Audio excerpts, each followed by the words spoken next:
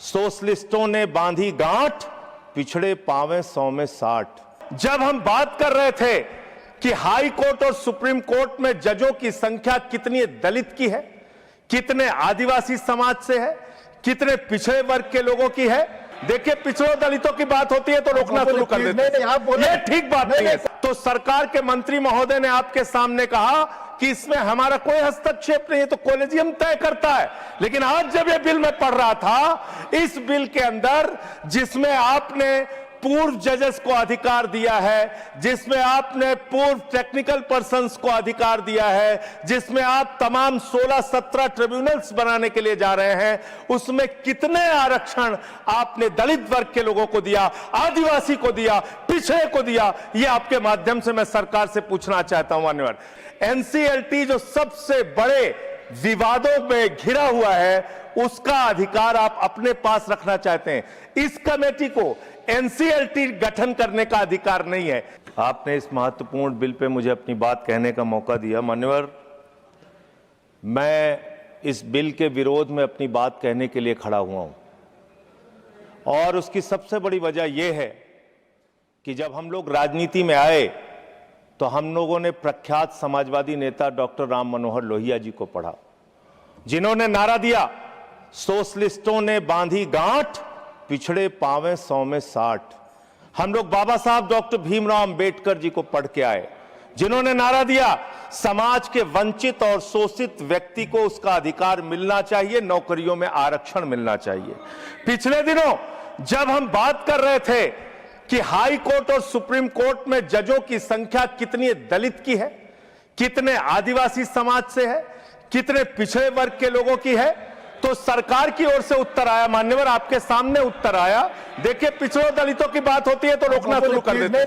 ये ठीक बात नहीं है। कोई नहीं रोक रहा आपको। तो सर, दलितों, आदिवासियों, पिछड़ों के बारे में जब पूछा गया तो सरकार के मंत्री महोदय ने आपके सामने कहा कि इसमें हमारा कोई हस्तक्षेप नहीं है, तो कॉलेजियम तय करता है। लेकिन आज जब यह बिल मैं पढ़ रहा था, इस बिल के अंदर जिसमें आपने पूर्व जजेस को अधिकार दिया है, जिसमें आपने पूर्व टेक्निकल पर्संस को अधिकार दिया है, जिसमें आप तमाम 16-17 ट्रिब्यूनल्स बनाने के लिए जा रहे हैं, उसमें कितने आरक्षण आपने दलित वर्ग के लोगों को दिया, आदिवासी को दिया, पिछड़े को दिया? ये आपके माध्यम से मैं सरकार से पूछना चाहता हूं। मान्यवर, एनसीएलटी जो सबसे बड़े विवादों में घिरा हुआ है, उसका अधिकार आप अपने पास रखना चाहते हैं। इस कमेटी को एनसीएलटी गठन करने का अधिकार नहीं है। क्यों अधिकार नहीं है? क्योंकि वीडियोकॉन का हजारों करोड़ रुपए, 97% पैसा जो उसके ऊपर कर्ज था वो माफ कर दिया गया और मात्र 3% पैसा वसूला गया।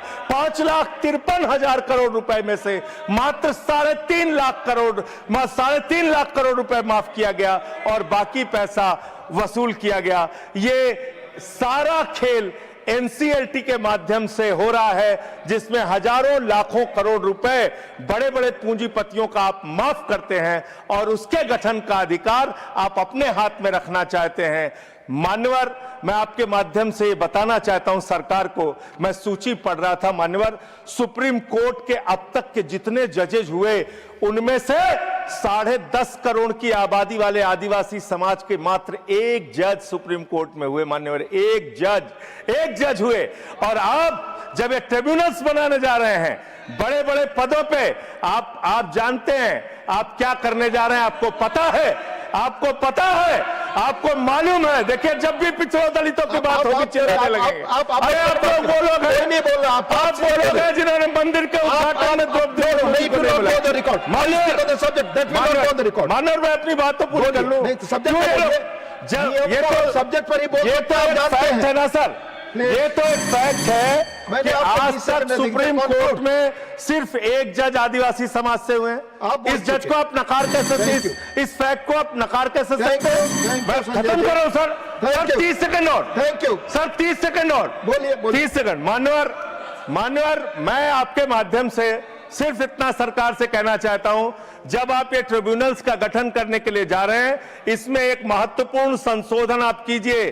सारे के सारे ट्रिब्यूनल्स में दलितों, पिछड़ों और आदिवासियों को आरक्षण दीजिए। हम इसके विरोध में हैं जब तक आप ऐसा नहीं करते। यस, माननीय parliamentary affairs minister. Sanjay Singh ji ने जो कहा बात बहुत गंभीर भी है, और मैं ये नहीं कह रहा हूं कि वो गलत बात कह रहे हैं, वो जो बता रहे हैं वो सही बात है, लेकिन संदर्भ को क्लियर रखना जरूरी है, क्योंकि ये बहुत महत्वपूर्ण विषय है और जुडिशरी से जुड़े हुए हैं।